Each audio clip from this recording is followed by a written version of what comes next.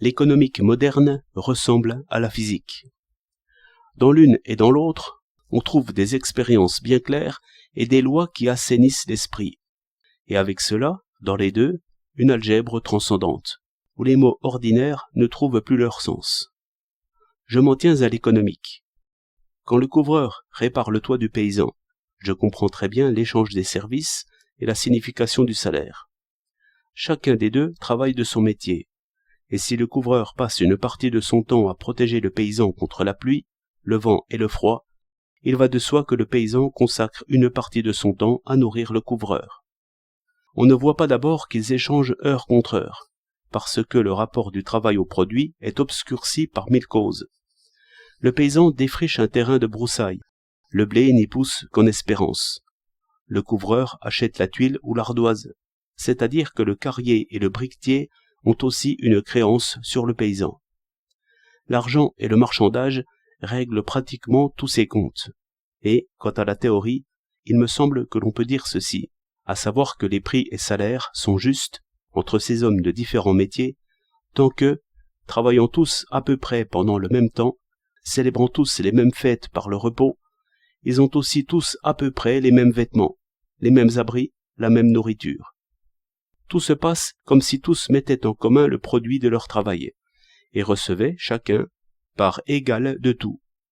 C'est en considérant les choses ainsi que l'on perçoit qu'une heure de travail vaut une heure de travail et est échangée contre une heure de travail. J'avoue que cette idée ressemble au hache de silex. Ce n'est ni élégant ni commode, et je trouverais mieux au bazar. J'entends au bazar des idées. Il y a longtemps que les Robinsonades, comme on les appelle, sont un objet de moquerie. L'île déserte et les naufragés pour lesquels l'argent n'est rien, cela est trop loin de nos chèques et de nos comptes en banque. Toutefois, je voudrais bien saisir le moment où se fait le miracle de la multiplication des pains. Car je vois bien qu'avec un faible travail, on peut multiplier les signes, billets, bons, obligations et choses de ce genre, mais je ne vois pas bien que la relation des biens réels aux travaux réels ait changé beaucoup. Un paysan, un charpentier, un pêcheur, un tailleur d'habits ont les mêmes journées qu'autrefois, et les mêmes fêtes. Journée de travail arrachant la nourriture et l'abri pour une journée de vie. C'est toujours la loi de ceux qui travaillent. Et quant à l'armée des gardiens, guetteurs, augures, prêcheurs et charlatans de toute espèce, je ne crois pas qu'elle ait augmenté ni diminué. Le tableau de la vie humaine serait incomplet sans les mendiants, moines, thaumaturges et matamores. On les a toujours nourris. Et qu'en voulez-vous faire? Toutefois, il me semble que c'est dans ce monde de la persuasion que l'on produit ces richesses imaginaires dont le million est l'unité, et que l'on échange comme des balles de tennis.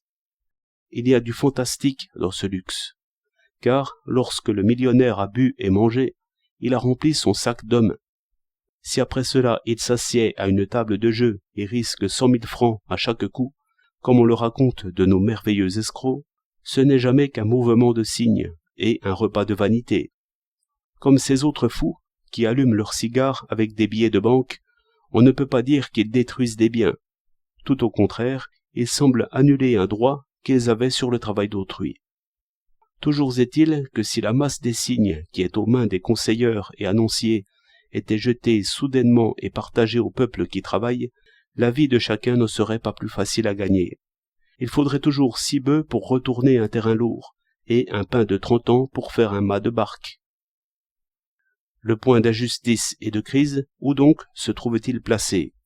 Peut-être dans le sentiment d'envie que finissent par inspirer les millions imaginaires, ceux qui portent d'un même mouvement entrepreneurs et salariés à produire en série et à toute vitesse. Oui, même le café, le maïs, le coton, le blé. Ce n'est que corrompre le monde du travail par l'appât d'un profit sans règle ni mesure. Même la sage agriculture prend alors le galop.